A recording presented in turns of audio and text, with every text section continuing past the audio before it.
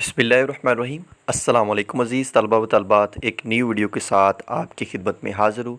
एहसास under graduate scholarship की new update जो है वो जारी कर दी है। एहसास स्कॉलरशिप को लेकर स्टूडेंट के बहुत से डाउट थे, बहुत से क्वेश्चन थे जो एचईसी को बार बार पूछे जा रहे थे, मेल्स की जा रही थी। तो अब फाइनली एचईसी ने उसका रिस्पांस जो है वो कर दिया है। उन तमाम क्वेश्चन की लिस्ट जो है वो जारी कर दी, जिसमें बहुत से क्वेश्चन पूछे जा रहे हैं। जैसे बहुत स्टूडेंट ने ऑनलाइन अप्लाई किया, उनकी मिस्टेक होगी। अब ऑनलाइन तो एप्लीकेशन को एडिट करने का ऑप्शन नहीं है, तो एप्लीकेशन को एडिट हम किस तरह करें, हार्ड कॉपी में फॉर्म जो है कहाँ पर और किस तरह सबमिट करवाएं, क्या इसका टेस्ट होगा कि नहीं, अमाउंट हमें किस तरह ट्रांसफ़र की जाएगी। तो ये तमाम क्वेश्चन, इस तरह के और बहुत से क्वेश्चन जो है अब एचईसी ने बता दिए हैं। ये पूरी एक लिस्ट जारी की है 3 पेजेस की, तो उसमें ये सब कुछ बताया हुआ है। तो मैं आपके साथ वन बाय वन ये क्वेश्चन जो है वो शेयर करने जा रहा हूँ। सबसे पहला क्वेश्चन जो स्टूडेंट ने पूछा है बार बार मेल करके एचईसी को, वो ये है कि there will be a test for candidate of Ehsaas scholarship. तो यहाँ पर पूछा जा रहा है कि एहसास स्कॉलरशिप के लिए कोई टेस्ट वगैरह होगा कि नहीं। तो यहाँ पर इन्होंने बताया कि नो, किसी किस्म का कोई टेस्ट जो है वो नहीं लिया जाएगा, जस्ट आपका इंटरव्यू जो है वो होगा। उसके बाद पूछा जा रहा है what is the eligibility criteria to apply for Ehsaas scholarship. तो ये यहाँ पर मैं आपको पहले भी बता चुका हूँ, फिर मैं यहाँ पर आपको बता देता हूँ कि जो एचईसी ने भी यहाँ पर बताया हुआ है कि are newly admitted in spring semester 2020 and fall semester 2020। ऐसे स्टूडेंट बीएड 4 इयर्स प्रोग्राम के, बीएस 4 इयर्स प्रोग्राम के, ठीक है, तो वो स्टूडेंट जो स्प्रिंग 2020 और फॉल 2020 में न्यूली एडमिट हुए हैं वो इसके लिए अप्लाई कर सकते हैं, ठीक है। बाकी इसका क्राइटेरिया वही है कि गवर्नमेंट यूनिवर्सिटी से आप स्टडी कर रहे हो, प्राइवेट वाले इसमें अप्लाई नहीं कर सकते, मॉर्निंग वाले इसमें अप्लाई कर सकते हैं। तो ये सारी चीज़ें यहाँ पर लिखी हुई हैं। उसके बाद क्वेश्चन नंबर 3 यहाँ पर पूछा जा रहा है what document are required to be submitted to the financial aids. यानी जब आपने अप्लाई कर लें तो हार्ड कॉपी में जो आपने एप्लीकेशन सबमिट करवानी है उसके साथ आपने क्या क्या डॉक्यूमेंट्स लगाने हैं। तो यहाँ पर इसकी लिस्ट यहाँ पर इन्होंने जारी की हुई है कि सीएनएसी कॉपी या बे फॉर्म की कॉपी कैंडिडेट ने अपनी लगानी है। उसके बाद copy of CNIC and father mother guardians वो आपने लगानी है, जो आपने डिटेल दी हुई है ऑनलाइन अप्लाई करते हुए। उसके बाद salary slip, income certificate, father guardians mother, जिसकी आपने डिटेल दी है वो आपने साथ लगानी है। उसके बाद copy of latest monthly utility bill अगर अवेलेबल है तो वो आपने लगानी है, ज़रूरी नहीं है। उसके बाद copy of rent agreement in case of, अगर आप रेंट हाउस पर रह रहे हैं तो आपने वहाँ पर कॉपी अटैच करनी है। उसके बाद लगानी है कॉपी ऑफ मेडिकल्स बिल, या जो भी आपके अखराजात आ रहे हैं अगर अवेलेबल है तो आपने साथ लगा देनी है। उसके बाद जी 1 पासपोर्ट साइज़ फ़ोटो जो है स्टूडेंट ने अपनी वो लाजमी लगानी है। उसके बाद picture of house, front side से आपने अपने हाउस की पिक्चर लेनी है, वो आपने एप्लीकेशन फॉर्म के साथ लगानी है। आप ब्लैक एंड वाइट में भी उसका प्रिंट निकलवा सकते हैं और कलर में भी, ये यहाँ पर मेंशन नहीं किया गया। उसके बाद क्वेश्चन नंबर 4, ये बहुत से स्टूडेंट पूछ रहे हैं, मुझसे भी स्टूडेंट ने ये बार बार पूछा है। तो यहाँ पर बताया जा रहा है how edit and correct the information if any mistake. तो यहाँ पर ये पूछ रहे हैं कि जब हम ऑनलाइन अप्लाई करते हैं, अगर हमसे मिस्टेक हो जाती है, डेट ऑफ बर्थडे की मिस्टेक हो जाती है, स्पेलिंग की मिस्टेक हो जाती है, इस तरह की कोई भी छोटी मोटी मिस्टेक हम कर बैठते हैं, तो हम उसकी करेक्शन किस तरह करें, एप्लीकेशन को एडिट किस तरह करें। जबकि जो है ऑनलाइन एप्लीकेशन को एडिट करने का कोई ऐसा ऑप्शन मौजूद नहीं है। तो यहाँ पर इनका क्वेश्चन ये था कि जब आप उसका प्रिंट निकालें हार्ड कॉपी में, जब आप यूनिवर्सिटी को अपने डॉक्यूमेंट सबमिट करेंगे तो वहाँ पर जो आपने मिस्टेक की है उसकी आप करेक्शन कर दें और साथ में आप अपने सिग्नेचर कर दें। तो यहाँ पर ये इशू आपका सोल्व जो है वो हो जाएगा।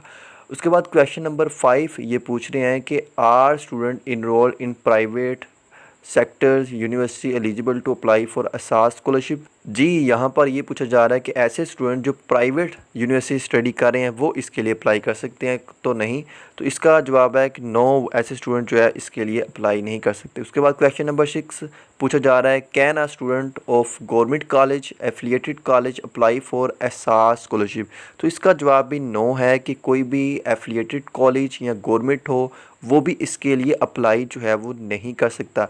अगर आप किसी कैंपस से भी स्टडी कर रहे हैं तो भी आप इस स्कॉलरशिप के लिए अप्लाई जो है वो नहीं कर सकते। इसके लिए सिर्फ गवर्नमेंट यूनिवर्सिटी के मॉर्निंग के रेगुलर स्टूडेंट जो है वो अप्लाई कर सकते हैं। उसके बाद क्वेश्चन नंबर 7 में पूछ रहे हैं are student of evening degree program distance learning self finance. तो ये मैं आपको बता चुका हूँ कि ऐसे कोई भी स्टूडेंट जो है वो इसके लिए एलिजिबल नहीं है। उसके बाद क्वेश्चन नंबर 8 पूछा जा रहा है कि I am a student of 3 years bachelor degree program 2 years master degree program. तो यहाँ पर पूछ रहे हैं कि अगर हम bachelor degree 2 years master degree 2 years bachelor degree 3 years कर रहे हैं, क्या हम इसके लिए अप्लाई कर सकते हैं? तो इसके लिए सिर्फ BS BEd 4 years degree program के स्टूडेंट जो है वो अप्लाई कर सकते हैं। उसके बाद क्वेश्चन नंबर 9 यहाँ पर पूछ रहे हैं how to process further if applicant mother. अगर यहाँ पर पूछा जा रहा है कि अगर हमारे मदर की हमारे पास इंफॉर्मेशन नहीं है, उसका CNAC नंबर याद नहीं है, एक्सपायरी डेट याद नहीं है, तो हम क्या करें?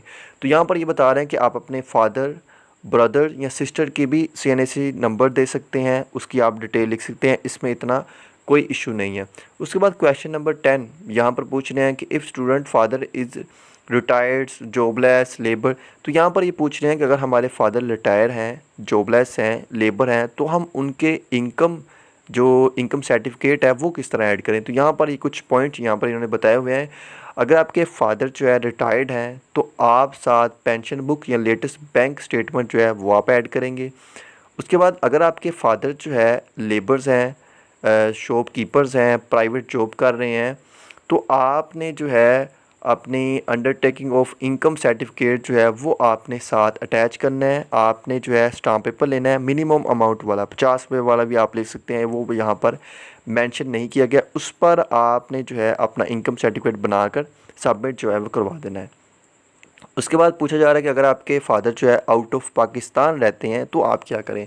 तो यहाँ पर ये बता रहे हैं should be in currency of the respective country, यानी जो आपकी स्लिप वगैरह आती है, जो आपको अमाउंट भेजते हैं, उसका कोई भी अगर आपके पास प्रूफ है वो आपने साथ अटैच कर देना है।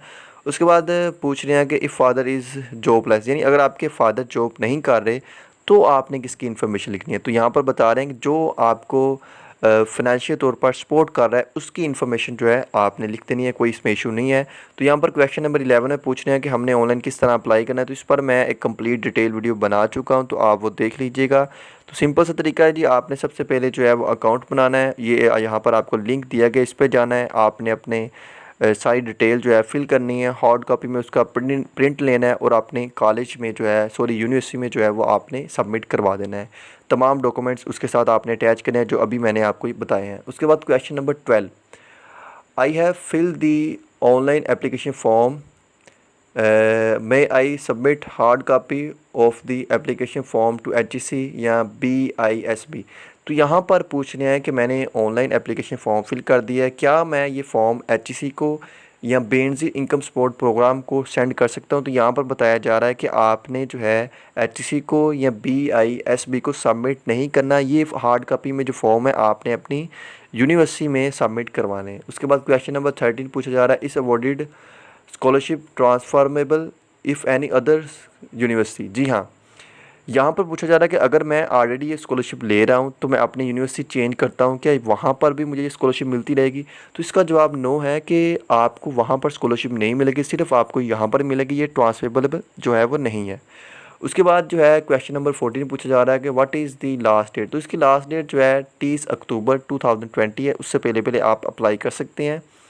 उसके बाद क्वेश्चन नंबर 15 है if my application is save and note submitted will be considered. तो यहाँ पर पूछ रहे हैं कि मैंने अपनी एप्लीकेशन जो है सेव कर दी है, ठीक है, मैंने सबमिट नहीं की, क्या मेरी एप्लीकेशन जो है वो कंसीडर की जाएगी कि नहीं? तो यहाँ पर ये बता रहे हैं कि अगर आपकी एप्लीकेशन सेव भी है तो भी आपकी एप्लीकेशन जो है कंसीडर कर लेंगे अगर आपने सबमिट नहीं भी की। उसके बाद क्वेश्चन नंबर 16 है if I am awarded the एसास scholarship what are the condition for. तो यहाँ पर बेसिकली पूछ रहे हैं कि मैं ऑलरेडी जो है एसास स्कॉलरशिप ले रहा हूँ, तो नेक्स्ट सेमेस्टर में मुझे स्कॉलरशिप मिलती रहेगी, तो उसके लिए मुझे क्या करना पड़ेगा स्कॉलरशिप को कंटिन्यू रखने के लिए? तो यहाँ पर बताया जा रहा है कि आपने अपना एकेडमिक रिकॉर्ड जो है गुड रखना है, आपने अपनी अटेंडेंस पूरी रखनी है, तब कोई इशू नहीं बनेगा, आपको ये स्कॉलरशिप जो है मिलती रहेगी जब तक आप इस प्रोग्राम में स्टडी कर रहे हैं। उसके बाद क्वेश्चन नंबर 17 लास्ट क्वेश्चन पूछ रहे हैं कि if hard copy of my application form has missing documents यहाँ पर पूछ रहे हैं कि मैंने ऑनलाइन एप्लीकेशन सबमिट करवा दी है, जब मैं हार्ड कॉपी में सबमिट करवाऊँगा कोई ऐसा डॉक्यूमेंट्स या कोई ऐसी चीज़ मैं मिस कर देता हूँ, क्या मेरी एप्लीकेशन जो है एक्सेप्टेबल की जाएगी। तो यहाँ पर बता रहे हैं कि अगर आपकी एप्लीकेशन जो है किसी लिहाज से भी इनकम्प्लीट हुई, यानी ऐसे डॉक्यूमेंट जो ज़रूरी हैं अटैच करना ज़रूरी है, वो आपने मिस कर दिए, तो आपकी एप्लीकेशन जो है रिजेक्ट कर दी जाएगी। ये कुछ क्वेश्चन थे जो बार बार जो है मुझसे भी पूछे जा रहे थे इस तरह के, और बहुत से यूट्यूबर से भी पूछे जा रहे थे। इसके अलावा एचईसी को ये बहुत ज़्यादा मेल्स की गई है इन क्वेश्चन की, तो इसलिए एचईसी ने जो है ये क्वेश्चन जो है वो जारी कर दिया और स्टूडेंट के तमाम डाउट्स जो है वो क्लियर कर दिए। अगर आपका कोई भी क्वेश्चन है नीचे कमेंट्स बॉक्स में ज़रूर कीजिएगा। इसके अलावा अगर आप स्कॉलरशिप की मज़ीद अपडेट लेना चाह रहे हैं तो इस चैनल को सब्सक्राइब करें और बेल नोटिफिकेशन पर क्लिक करके ऑल को ऑन करें ताकि आने वाली मज़ीद वीडियो आपको सबसे पहले मिल सके। Thank you so much. अल्लाह हाफिज़।